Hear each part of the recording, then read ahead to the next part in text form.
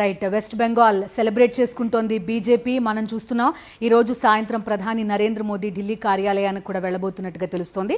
So Suvendu అధికారి ముఖ్యమంత్రి అవుతారా లేదంటే ఇంకెవరైనా రేస్లో ఉంటారా? ప్రస్తుతం వెస్ట్ బెంగాల్ నుంచి ఈ ప్రశ్న వస్తోంది.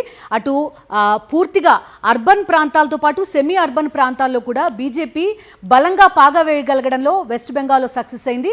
వెరాజ్ కొంత రూరల్లో మాత్రం టీఎంసీ పట్టు ఉన్నట్టుగానే కనిపిస్తోంది. 96 స్థానాలు ఇవన్నీ కూడా కొంతవరకు రూరల్ నియోజకవర్గాల్లోనే లీడ్లో ప్రస్తుతం టీఎంసీ కనిపిస్తున్న పరిస్థితులు కూడా మనం చూస్తున్నాం. మనతో జాయిన్ అవుతున్నారు పవన్ గారు, మల్లాది పవన్ గారు మనతో పాటు ప్రస్తుతం ఉన్నారు. కంగ్రాట్స్ పవన్ గారు.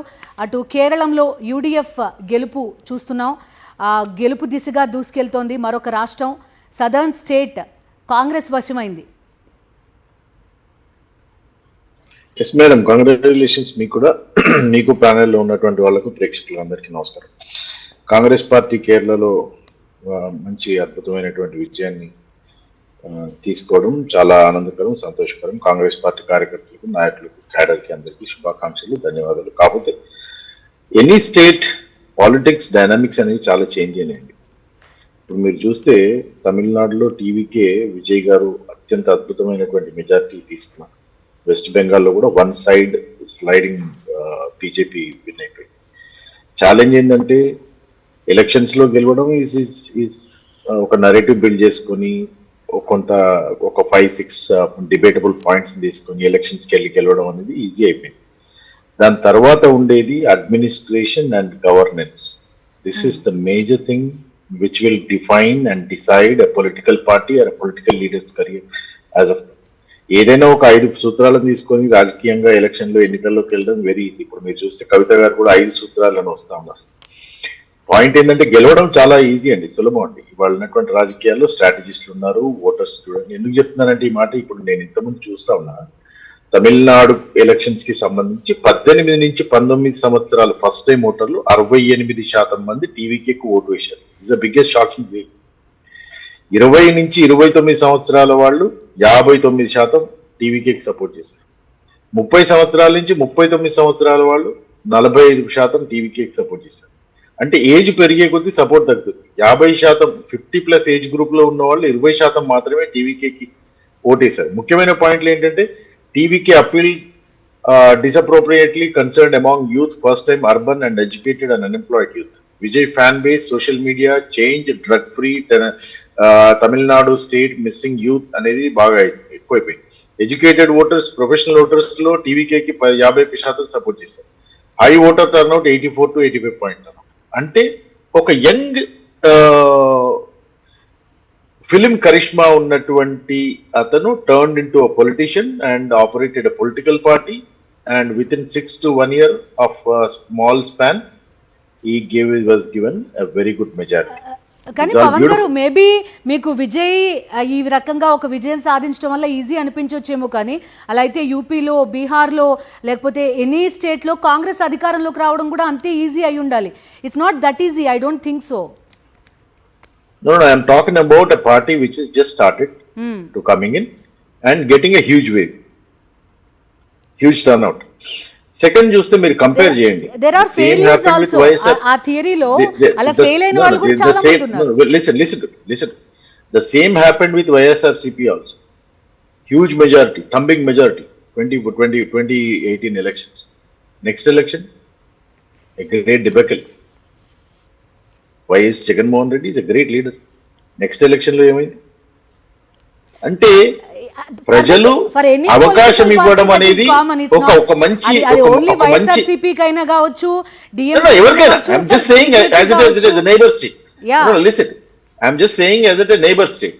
ప్రజలు ఒక పార్టీకి, ఒక కరిష్మాటిక్ నాయకుడికి అప్పుడున్నటువంటి హై ఇంటెన్సిటీలో మొగ్గు చూపడం అనేది వెరీ కామన్. కానీ రాజకీయాలు సినిమా స్టంట్ కాదండి. రాజకీయాలు ఇస్ అ పరిపాలన, రాజకీయాలు ఇస్ అ గవర్నెన్స్, రాజకీయాలు ఇస్ అన్ అడ్మినిస్ట్రేషన్. ఇంత హైలీ ఛాలెంజింగ్ స్టేట్ సౌత్ లో, తమిళనాడు స్టేట్ లో టీవీకే విజయన్ గారికి is gonna be biggest challenge to survive there. ఎందుకంటే ఇప్పుడు మీరు చూడండి, డిఎంకేకి ఏడిఎంకేకి పెద్ద పర్సెంటేజ్ ఆఫ్ ఓట్ తేడా లేదండి అక్కడ. But ADMK has got more seats, wherein DMK has got less seats, and Vijayan has got more seats. So point ఏంటంటే so what went wrong with DMK అంటే ఏం చెప్తారు పవన్ గారు? What is that come back. DMK విషయంలో ఎక్కడ తప్పు జరిగిందంటే ఏం చెప్తారు? పరిపాలనలో ఎంతో కొంత మంచి పేరే తెచ్చుకున్నారు Stalin.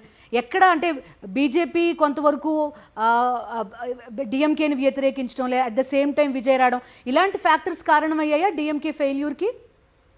Obviously, see, Stalin Garu is a very stalwart leader, no wrong, nothing wrong. But the behavior of the Tamilian voters is always, they'll never ever continue to vote for the same party. They always change. So Congress పార్టీకి nation wide గా ఇప్పుడు ఏ party అయినా accept చేయాల్సింది ఒక 18 to 23% of standard vote ఉంటుంది. దాని తర్వాత అక్కడ స్టేట్ లో ఆ పార్టీ కాంగ్రెస్ పార్టీ తీసుకున్నటువంటి నిర్ణయాలు, పోరాటాలు, అక్కడ నిలబడేటువంటి అభ్యర్థి, వారి గుణగణాలు, డబ్బు, మద్యం, ఇవన్నీ నెక్స్ట్ ఒక 16%, 14% ఇన్ఫ్లుయెన్స్ చేస్తాయి. అట్లనే ఇప్పుడు డిఎంకే విషయంకి వస్తే the has done absolutely great job. But Tamil Nadu voters ఉన్నటువంటి ఉన్నటువంటి ట్రెండింగ్ ఏంటంటే వాళ్ళు ఎప్పుడు కూడా యాంటీ ఇన్కంబెన్సీని చూస్తారు, ప్లస్ కంటిన్యూషన్ ఆఫ్ గవర్నమెంట్ అనేది చాలా కష్టం అంట. ఓ పార్టీకి ఓసారి ఓటేస్తే ఓ పార్టీకి ఓసారి ఓటేస్తారు. కాకపోతే ఏఐడిఎంకి ఎందుకు ఓటేయలేదు అంటే ఏఐడిఎంకే ఈస్ టిల్టింగ్ విత్ బీజేపీతో వాళ్ళు హ్యాండ్ ఇన్ గ్లౌజ్ ఉన్నారు కాబట్టి ఏఐడిఎంకే వేయలేదు. వాళ్ళు they want to give a new opportunity. Vijayan they found it as a good opportunity. Vijayan అయితే కొత్త youngster, TV film actor, huge fan base ఉంది. దాన్ని విజయన్ పర్ఫెక్ట్ గా ప్లాట్ఫామ్ క్రియేట్ చేసుకుని ఆ స్పీచ్ ని ఎక్కడ కూడా హిందుత్వాన్ని, బీజేపీని ఏమనకుండా గుళ్ళోకి వెళ్ళడం, ఆయన సాంప్రదాయం చూడడం, తను అందరి వర్గాల వాడు, అన్ని వర్గాల వాడు అని చెప్పుకుంటూ పోవడం, కన్సిస్టెంట్ గా తను ముందుకు రావడం, కొన్ని ఇబ్బందులు అయినా కూడా వాటిలో నిలబడడం, it gave a very good fan base.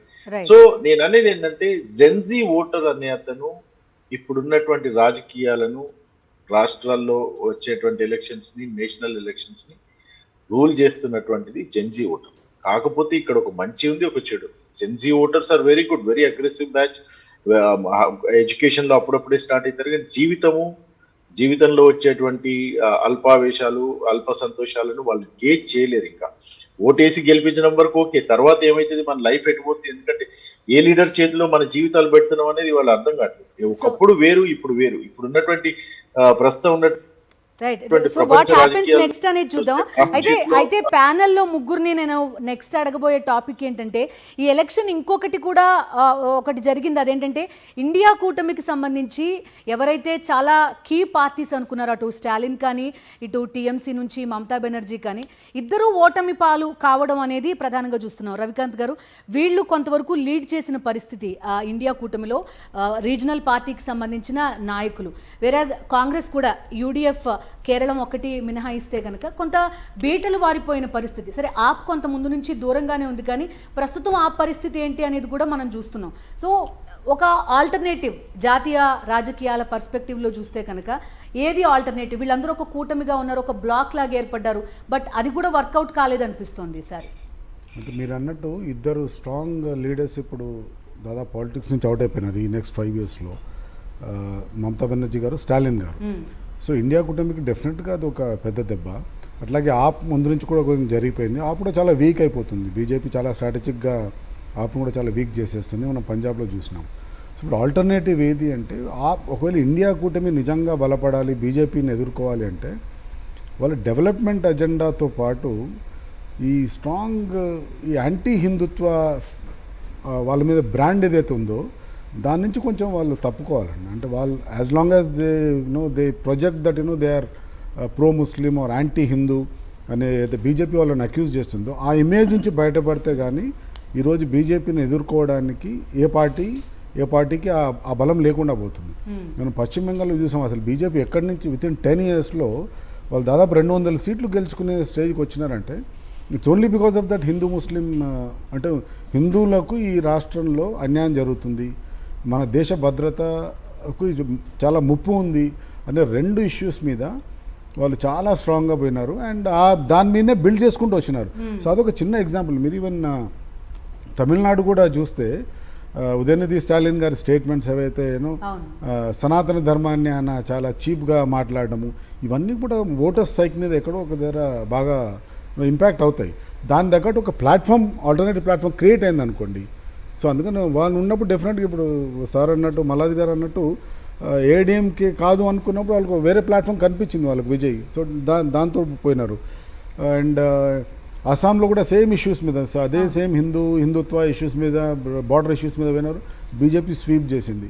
So మీ ఈ గత లాస్ట్ 4-5 ఇయర్స్లో, లాస్ట్ 10 ఇయర్స్లో ఏ ఎలక్షన్ చూసినా ఎక్కడైతే బీజేపీకి అగెయిన్స్ట్గా మీరు అంటే వాళ్ళ యాంటీ హిందుత్వ ప్లాట్ఫామ్ మీద మిగతా పార్టీలు పోయినాయో అక్కడ అన్నిటి దగ్గర ఆ పార్టీలు ఓడిపోయినాయి. It's Congress or regional parties also.